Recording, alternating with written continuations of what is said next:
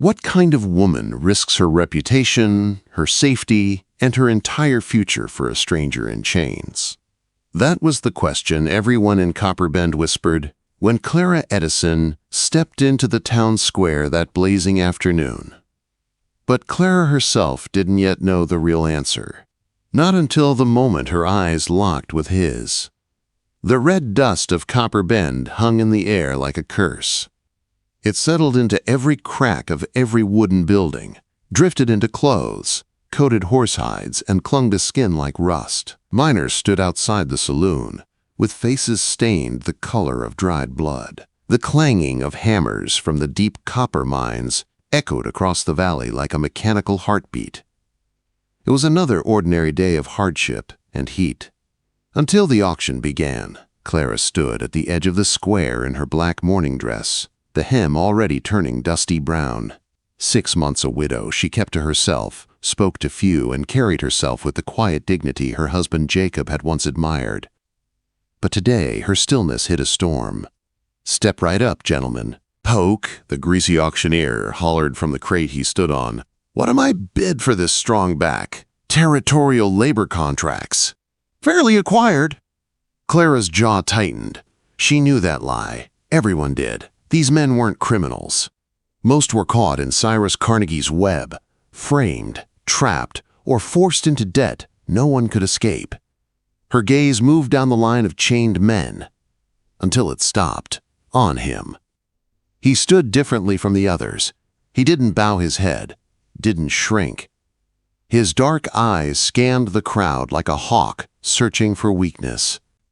His long hair caught the afternoon light, a flash of defiance in a place that punished that very thing. The placard around his neck read, "Samuel Franklin, theft of company property." A lie. Clara knew it without knowing why. Poke spat tobacco on the ground and barked, $20 for the Indian." The crowd murmured, uneasy. Even the bravest men shifted back slightly. Something about him, the stillness, the intelligence in his eyes, unsettled them. 20, Ray Hutchins called, Carnegie's foreman and the cruelest man in the mines. "Put him in the deepest shaft. Break that pride." 25, Clara heard herself say. The entire square went silent. Heads turned. Conversations stopped. Shock rippled across the crowd like wind across tall grass. The quiet widow Edison had just bid on a chained man. 30, Hutchins growled. Clara stepped forward, lifted her chin, and pulled a folded paper from her reticule. "I'm not bidding money." Carnegie himself stepped into the light, rich, soft, hungry for power. "Then what are you offering, Mrs. Edison?" "Water rights," Clara said. Her voice didn't shake. "The subsidiary branch of the North Fork. Enough to water 50 head through the dry season." A gasp rippled through the crowd. Water was wealth. Water was life. Water was control. Carnegie owned almost all of it, except what Clara held in her hand. Carnegie's eyes narrowed with greed. The whole of North Fork? Just the subsidiary branch. Legal. Filed in 76. Before your company existed. Quote, Reverend Luther stepped forward, disapproval heavy in every line of his face. "Mrs. Edison, think of your reputation, bringing a savage into your home." "Unless you're volunteering to fix my roof and mend my fences, Reverend," Clara cut in sharply, "I suggest you hush." A stunned silence followed. No one talked to Luther that way. Poke whistled through his teeth. "Well, now, that's a bid." Carnegie stepped closer, studying Clara like she was a map leading to treasure. "Release him," he ordered. Chains fell away. Steel clattered against wood. Samuel stepped down slowly, rubbing raw wrists, but otherwise unbroken. His eyes met Clara's for the first time up close. Sharp. Intelligent. Watchful. Dangerous, some would say. Alive, Clara thought. "Why?" he asked quietly, voice low like distant thunder. "Can you work horses and cattle?" she asked instead. "Yes." "Fix a roof?" "Yes." "Then we talk later. We need to leave before town decides I've lost my mind." Something flickered in his eyes. "Respect, Maybe. Curiosity, or something deeper that made Clara's pulse quicken unexpectedly. They walked to her wagon under the burning eyes of Copper Bend. As Samuel climbed onto the seat beside her, keeping a respectful distance, Clara could already feel the whispers spreading like wildfire behind them. But the danger was not done. They hadn't gone a mile out of town when a rifle shot cracked through the hot air, striking dirt near the horse's hooves. Clara jerked the reins, heart pounding. Samuel didn't flinch. "Keep driving," he said calmly. "Not too fast." 3 riders emerged from the rocks, Hutchins and 2 of his men. "Forgot something, Edison," Hutchins called. "The Indian needs to sign release papers. Legal formalities." "Funny," Clara said dryly. "Those didn't matter an hour ago." Hutchins grinned. "Come back peaceful now." Samuel stood slowly in the wagon. The riders tightened their grips on their rifles. "4 things," Samuel said evenly. "What things?" Hutchins snapped. 1. Mrs. Edison completed the transfer. Deputy Washington witnessed it. Quote, he pointed toward town with a tilt of his chin. 2. Your rifle pulls left. You'll miss at this distance. Hutchins scowled. 3. Your friend's horse is favoring his left front hoof. Stone bruise. Clara followed his gaze. The horse was limping. And 4. Samuel's voice lowered, steady as bedrock. Mrs. Edison has a loaded Colt in that blanket beside her. Clara elbowed the blanket. Hard shape inside. She hadn't even realized the gun was there. "You threatening us?" Hutchins barked, stating facts. Then hooves thundered from behind. Deputy Nora Washington appeared, badge glinting in the sun. "Everything all right here?" she said, her hand resting near her gun. Hutchins cursed under his breath. "Just talking." "Good," the deputy said. "I'll escort Mrs. Edison home." Outnumbered and outmaneuvered, Hutchins retreated, shooting Samuel a look promising future trouble. When they finally reached 3 Willows, Clara exhaled for the first time in what felt like hours. Her ranch was broken. Fences leaning. Roof sagging. Windmill barely turning. The stream dry, but Samuel looked at it all with steady, thoughtful eyes. "Good bones," he said. Clara almost laughed. "You're the first person to say that since Jacob died." Samuel turned to her, shadows of old pain flickering in his gaze. "My name isn't Franklin," he said quietly. "It's Samuel Crowoot. My mother was Cheyenne. My father was a surveyor. They're gone now." "Mine too," Clara said softly. They held each other's eyes until something unspoken passed between them. A promise. A beginning. "Roof first," Samuel said. "Before the rains come." And for the first time in months, Clara felt something other than grief. Hope. Why would a man who had lived through chains, beatings, and the cruelty of Carnegie's mines choose to stay and fight beside a widow he barely knew? That question lived in the back of Clara's mind the next morning as she woke to the sound of rhythmic steel, Samuel sharpening a knife on the porch. The sound was steady, confident, calm. A man preparing not for trouble, but for responsibility. Clara stepped outside, pulling her shawl tighter around her shoulders. The sunrise painted the desert gold. Samuel sat on the porch steps in the cool half-light, Jacob's old tools spread beside him. He worked with quiet focus, oiling metal, testing edges, checking the handles for cracks. "You're up early," Clara said. He glanced at her. "The roof won't fix itself." She smiled, surprised by the warmth rising in her chest. Most men she knew required pushing, reminding, guiding. Samuel simply saw what needed doing and did it. She handed him a tin cup of coffee. "Figured you could use this." He nodded his thanks. They drank together in silence, the world waking around them. Then Samuel stood. "Let's get to work." They patched shingles through the cool morning hours. Clara held boards steady while Samuel hammered. He worked carefully, though she noticed the slight wince every time he twisted his ribs. Carnegie's men had clearly left their marks. "You're hurt," she said quietly. "Pain means I'm alive," Samuel replied. "Alive is better than the alternative." Clara didn't argue. His eyes held something that made her chest ache. Loss, history, survival. "You know building," she observed. Railroad camps, he said. You learn fast when winter can kill you. Their work was interrupted by the sound of a wagon crunching over the dusty road. Clara turned to see the Olson family, Magnus, Ingrid, and their lanky son Tom, arriving with baskets and supplies. Mrs. Edison. Magnus greeted her, touching his hat. We heard what happened in town. Thought you might need some things.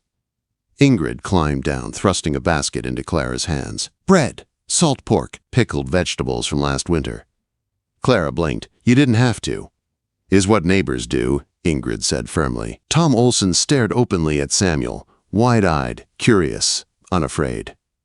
You're the man from the auction, Tom said. Is it true you can talk to horses? Talking is easy, Samuel replied, almost smiling. Listening is harder. Tom looked like he'd just been handed a new religion. They all sat in the shade to share water and bread. The Olsons spoke of their worries. Water prices rising, Carnegie's men trespassing, families frightened to speak up. He wants everything, Magnus said heavily. Water, land, power. Soon we must pay him for breathing. Maybe not, Clara said quietly. Maybe things can change. When the Olsons left, promising to return next week with more help, Clara and Samuel returned to work. The roof started to look whole again. The ranch looked less tired, less broken. But danger was never far. By late afternoon, they heard riders. Many riders. Samuel froze on the roof, eyes scanning the horizon. Clara held her breath. The riders crested the rise. 5 men, faces grim. Not Carnegie's usual men. These were townspeople. The banker, Wells Fargo's agent, the store owner Hearst, and 2 ranchers. Mrs. Edison, Fargo called. There's been trouble. The church caught fire. Clara's stomach dropped. Was anyone hurt? No, but Reverend Luther says he saw an Indian near the building before the flames. Fargo's eyes slid to Samuel. Says it was revenge for the auction. That is absurd, Clara snapped. Samuel's been here all day. The Olsons saw him. Rumors spread faster than truth, Hearst warned. Carnegie's offering a reward. People are stirring. Samuel stepped down from the roof slowly, calm, controlled.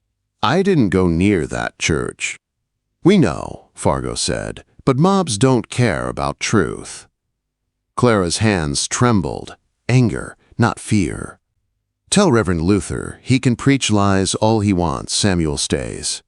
The men rode off, carrying tension like dust in their wake. The sun fell, shadows lengthened. And soon, torches began gathering in town, glowing sparks against the darkening sky. A mob forming. Samuel watched them silently, jaw tight. I should leave. The hell you should, Clara said fiercely. This is my fight as much as yours. He looked at her then, really looked, and for a moment, Clara felt seen in a way she'd never felt with Jacob or anyone else. Seen and chosen. As night fell, Samuel cleaned Jacob's rifle and handed Clara the pistol. She noticed his hands. Steady, sure, but scarred. Old wounds. Deep stories. Can you shoot? He asked. Enough to defend my home. Good. Quote. When the mob finally arrived, 20 men with torches and rage, Clara and Samuel stood side by side in the yard, weapons lowered but ready. Reverend Luther rode at the front, red-faced with fury. Behind him was Carnegie, feigning concern but unable to hide his cold satisfaction. Send him out, Mrs. Edison, Luther demanded. The Indians set fire to God's house. We won't have savages burning churches. He has a name, Clara said, stepping forward boldly. Samuel Crowoot. And he's innocent. Murmurs rippled through the crowd. Someone didn't agree. Tom, a voice called. And out rode young Tom Olson on a borrowed horse, breathless and terrified, but determined. I saw who set the fire, Tom shouted. It wasn't Samuel. It was Hutchkins. I saw him behind the church with kerosene. Gasps. Shock. Carnegie went stiff. Deputy Washington stepped into view, rifle in hand. I have 2 witnesses, she announced. That's enough to dismiss this mob. Suddenly, the torches didn't look so bright. The mob broke apart one man at a time, shame replacing anger. But not Carnegie. He glared at Clara with cold hatred. This is temporary. You and your foreman won't win. Clara stood tall. We already did. Now get off my land. The mob finally melted back into the darkness. When the last torchlight faded, Clara's knees nearly buckled from relief. Samuel caught her elbow gently, steadying her. You spoke for me, he said softly. You stood for me first. Their eyes held. Something warm, dangerous, and undeniable rose between them, like sparks in dry grass. The night was quiet, but the war with Carnegie had only begun. What breaks a person first? The danger outside their walls, or the feelings they've tried too long to keep inside? Clara didn't know the answer yet, but she felt both closing in as fast as the storm clouds building over Three Willows. The night after the mob came, the ranch felt different. Not quieter, not safer, but bound together by something strong. Something that made Clara look at Samuel in a way she hadn't allowed herself before. He slept in the barn for safety and propriety, but Clara barely slept at all. Every sound outside made her heart jump. Every crack of wood in the cooling night reminded her that Carnegie wasn't done. Not by a long shot. By dawn, Samuel was already up. Clara saw him through the window, shirt off, washing at the water barrel, steam rising in the cold morning air. His back was a map of old scars crossing strong muscle, a life carved by hardship, a life he had survived despite everything. She stepped outside quietly. He didn't turn, but he knew she was there. You need rest, she said softly. So do you.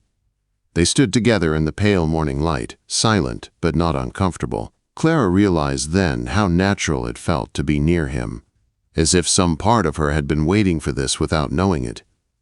Come, he said at last. The fence needs fixing before trouble comes. Trouble, of course, didn't wait. By noon, riders approached, several families from the valley, the Olsons, the Garretts, the Hursts, even younger boys carrying rifles too big for their shoulders. They came not with fear, but with purpose. We heard about the mob, Paul Garrett said, gripping Clara's hand. Enough is enough. Carnegie doesn't own this valley. Clara felt heat flood her chest. Gratitude, disbelief. Thank you, she whispered. We stand together now, Ingrid Olson said firmly. Is what neighbors do. They all began working on the ranch, patching fences, clearing debris, repairing the barn roof. Work that once felt lonely now felt alive, hopeful. But hope was fragile. That evening, Samuel studied Jacob's old survey maps at the kitchen table while Clara lit the lamps.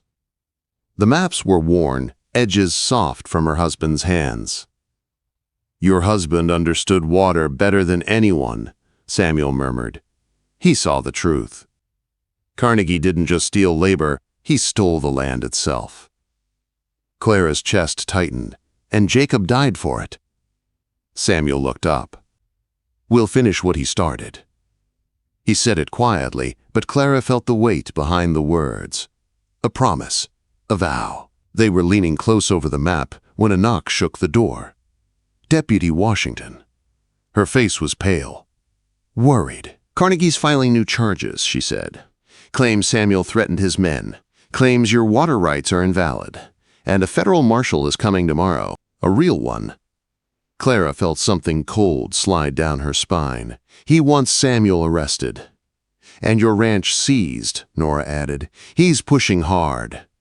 This is the move he thinks will break you. Clara looked at Samuel. His expression was calm, unreadable, but underneath she sensed something fierce building. No one is taking this land, Clara said. Not while I'm breathing. Samuel stepped closer, voice low. Then tonight we prepare. But fate had its own timing. A storm rolled in fast. Thunder growled across the valley, wind whipping dust into the air. By nightfall the sky opened and rain poured in sheets. The dry earth couldn't drink it fast enough. Floodwater raced down the old stream. "The Garretts!" Clara gasped. "Their camp is right in the flood path." Samuel didn't hesitate. "Saddle the horses." They rode hard through the storm, lightning flashing over the desert. The flood was faster than they expected, brown churning water carrying debris and broken branches. When they reached the Garrett camp, Samuel fired into the air, shouting over the roar, "Flood! Get to higher ground!" Clara saw young Edison Garrett struggling with the chuck wagon. Without thinking, she rode toward him, leaned down, and hauled him up behind her. "Hold on." They scrambled up the ridge just as the flood crashed through the camp, sweeping away wagons, tents, tools, everything. The Garretts huddled on the hillside, soaked, trembling, alive. "You saved us," Paul Garrett choked out. "God bless you both." Samuel shook his head. "You'd have done the same." But Clara saw something in Samuel's eyes then. Loss, memory, a man who had seen too much suffering and couldn't walk away from any of it. When they returned home at dawn, soaked and shivering, the news waiting for them felt like another blow. Carnegie was coming with Pinkertons, professional killers. "Tonight," Deputy Washington said grimly, "be ready." That night, Three Willows became an armed camp. Dozens of Valley families gathered. Lanterns glowed. Guns were loaded. People who had once whispered about Clara now stood guard beside her. Samuel checked positions, speaking calmly, confidently, steadying everyone. As Clara watched him at the barricade, the truth hit her chest like a rising tide. She loved him. Not a gentle, careful love like she'd known with Jacob, a fierce, wildfire love. And when he finally came to her, hands still smelling faintly of gun oil and rain, she didn't hold back. "Samuel," she said softly, "if we don't see another morning." He cupped her face in his hands. "We will." "But if we don't," she whispered, "I want you to know, I choose you, whatever comes next." "I choose you." Something broke open in his eyes, walls she didn't know he had. He pulled her into his arms. Clara trembled against him, every fear, every hope, every longing rising all at once. She whispered the words without thinking, without fear. "Love me tonight." His breath caught. Then he gathered her close, his embrace strong enough to melt every wall she'd built inside herself. "You are not alone anymore," he whispered. Neither of them held back, not from fear, not from danger, not from each other. What happened between them was not just passion. It was two wounded souls finding home for the first time. And when dawn finally touched the horizon, Samuel held her close and said, "Whatever comes today, we face it together." Clara believed him, and she was right to. Because that morning, the federal troops arrived. Not for Carnegie, for justice.